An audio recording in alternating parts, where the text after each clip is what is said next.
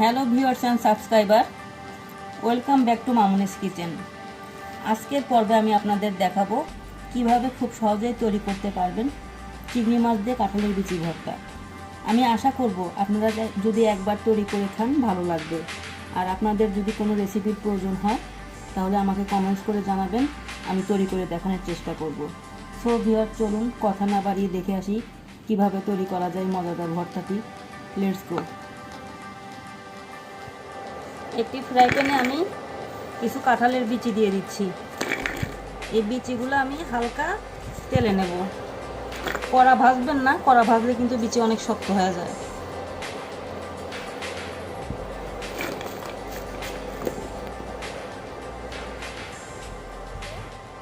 এই বিচিগুলো ভেজে নিচ্ছি এবং সাথে আমি শুকনো মরিচও দিয়ে দিছি, যেন শুকনো মরিচটাও একসাথে টালা হয়ে যায়।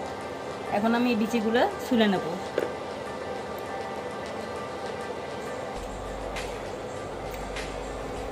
একই প্যানে আমি একটু তেল দিয়ে দিচ্ছি। আমি আজকে বিচিটা ভর্তা করব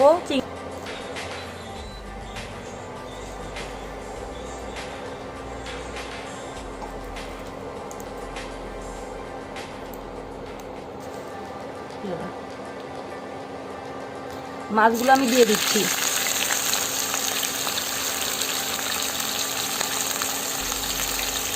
এখানে আমি আধা চামচেরও কম হলুদের গুঁড়া দিচ্ছি।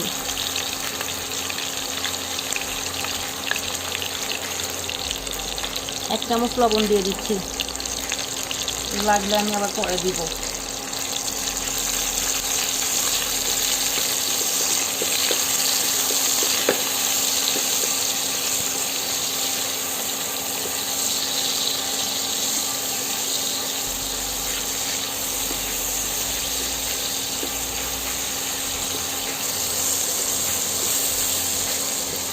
আমি এই তেলের মধ্যেই কিছু পেঁয়াজ কুচি দিয়ে দিচ্ছি, একই সাথে যেন ভাজা ভাজা হয়ে যায়। কিছু কাঁচা পেঁয়াজ দেবো আর কিছু ভাজা পেঁয়াজ দেবো। দুই রকম পেঁয়াজ দিলে ভর্তাটা খেতে ভালো লাগে। আমার অলরেডি হয়ে গেছে, আমার পেঁয়াজটাও নরম হয়ে গেছে, মাছটাও ভাজা হয়ে গেছে। এখন আমি নামাই ফেলবো। আমি ব্লেন্ডার জারে বিচিগুলো, কাঁঠালের বিচিগুলো দিয়ে দিচ্ছি। এই বিচিগুলো আমি শুকনো একটু জাস্ট দুটা করে নেব।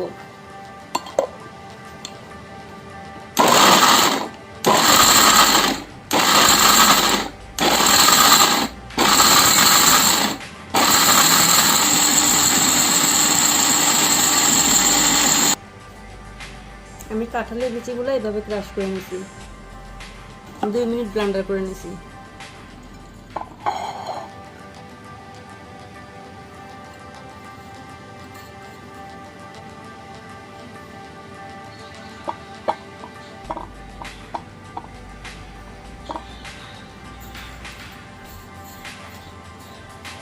আমি বিলাতি ধনে পাতা এখানে কুচি করে নিচ্ছি।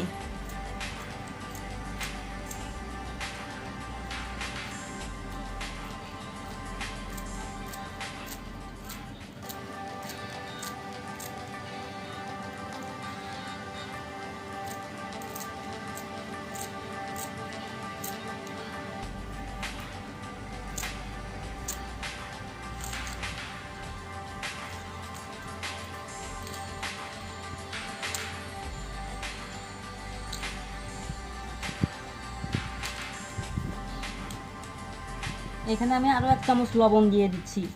আর লবণটা অবশ্যই বুঝে দিবেন, কারণ লবণ কিন্তু একবার চিংড়ি মাছের মধ্যে দেওয়া হয়েছে।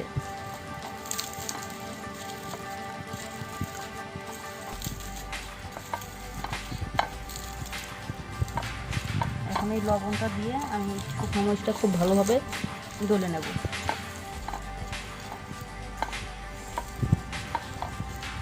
আর একটা টিপস হলো, আপনাদের যদি শুকনো মরিচ ডললে হাত জ্বলে, তাহলে ভর্তা করার 2 মিনিট আগে হাতে একটু সর্ষের তেল মেখে নেবেন।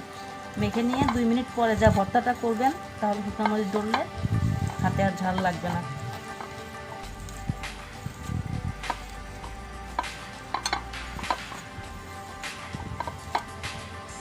এখন আমি পেঁয়াজ দিয়ে দিচ্ছি, 2টা পেঁয়াজ কুচি দিলাম বড় বড় সাইজের।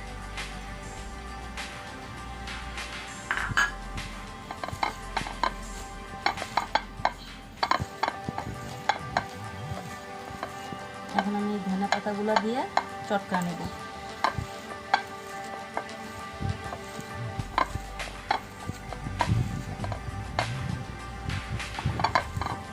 সর্ষের তেল দিয়ে দিচ্ছি।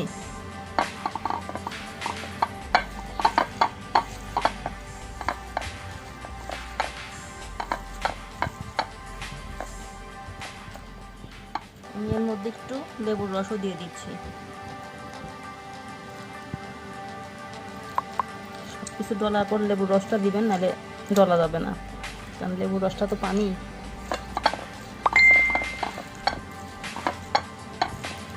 এখন আমি চিংড়ি মাছগুলো হাত দিয়ে এভাবে ডলে নেব।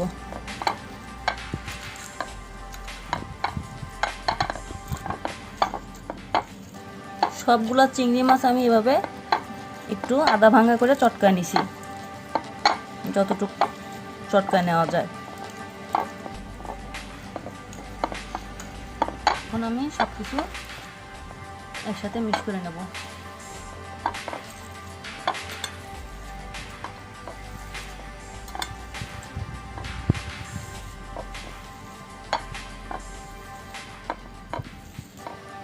এভাবে ভর্তা করলে ভর্তাটা খেতে খুব ভালো লাগে, একটু একদিন ট্রাই করে দেখবেন।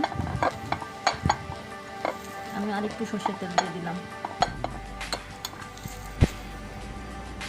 সো ভিউয়ার্স, আজকের এই ভর্তা রেসিপিটি কেমন লাগলো অবশ্যই আপনাদের মূল্যবান মতামত জানাবেন। লাইক, শেয়ার, কমেন্টস করে পাশেই থাকবেন। আপনারা যদি আমার পরবর্তী ভিডিওগুলো পেতে চান তাহলে অনুগ্রহ করে সাবস্ক্রাইব করে রাখবেন এবং পাশে থাকা বেল আইকনে প্রেস করে রাখবেন। ধন্যবাদ সবাইকে।